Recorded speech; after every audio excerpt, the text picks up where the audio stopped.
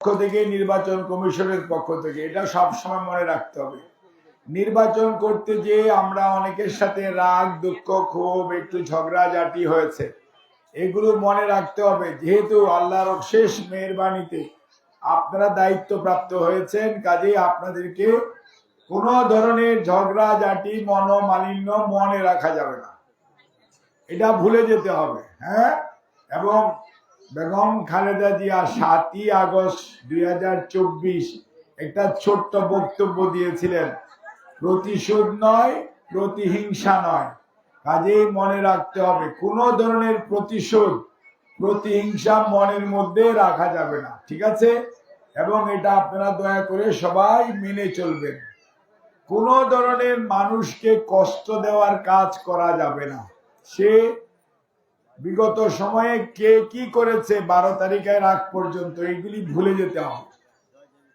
আজকে থেকে হ্যান্ডসফোর্থ আপনার প্রত্যেকটা মানুষের পাশে আপনার আমার দাঁড়াতে হবে। অর্থাৎ আদিবাসী হোক, সনাতন ধর্মাবলম্বী হোক, ইসলাম ধর্মের লোক হোক, অন্য রাজনৈতিক বিশ্বাসের লোক হোক, সবাইকে তাদেরকে মনের সাহস যোগানো, তাদের নিরাপত্তার জন্য প্রশাসনের পাশাপাশি রাজনৈতিক কর্মী হিসাবে আপনাদের দায়িত্ব পালন করতে হবে। এই কথাটাই দয়া করে সবাই মনে রাখবেন।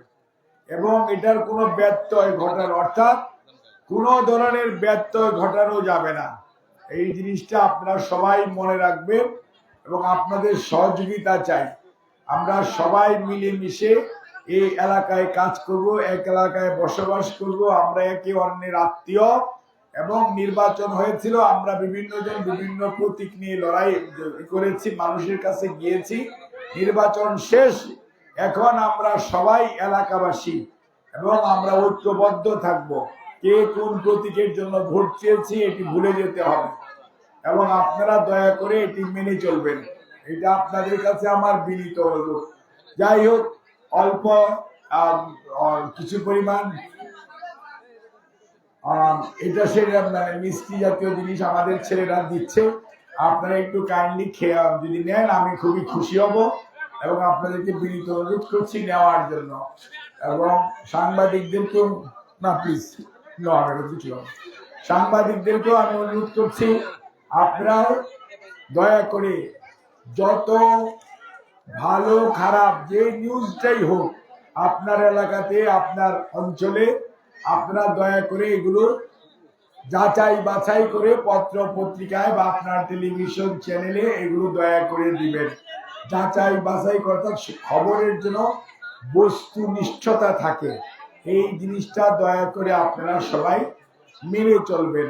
এবং আমাদেরকে গঠনমূলক যত সমালোচনা আছে করবেন, তাহলে আমরা ভুল কম করব।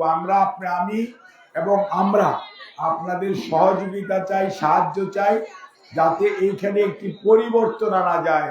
এই যে আমরা বলি আগামীর বাংলাদেশ, আমাদের নেতা বলে টেক ব্যাক বাংলাদেশ, অর্থাৎ আমরা চাই গণতন্ত্র তার সত্যিকার অর্থে গণতান্ত্রিক প্রতিষ্ঠান শক্তিশালী হোক, গণতন্ত্র তার নিজস্ব মহিমান্বিত হোক, জনগণ তার মত প্রকাশের স্বাধীনতা সঠিকভাবে পাক। এলাকার উন্নয়নের জন্য আপনাদের মাধ্যমে এলাকার সমস্যাগুলো জনগণ এবং যারা এগুলি কাজের সাথে সম্পৃক্ত, অর্থাৎ জনপ্রতিনিধি, তাদের সামনে দৃষ্টিগোচর হোক। আপনাদের সহযোগিতায় আমরা এই কাজগুলো করতে চাই, আপনাদের সাহায্য চাই।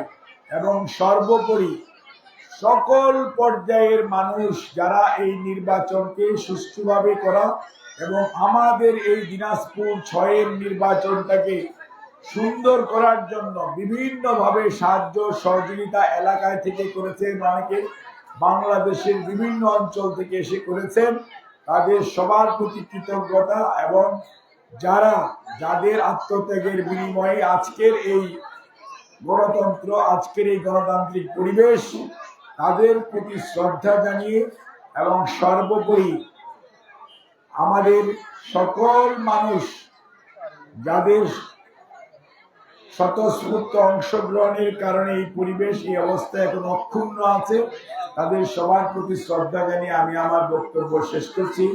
আপনাদের সবাইকে অনেক অনেক ধন্যবাদ।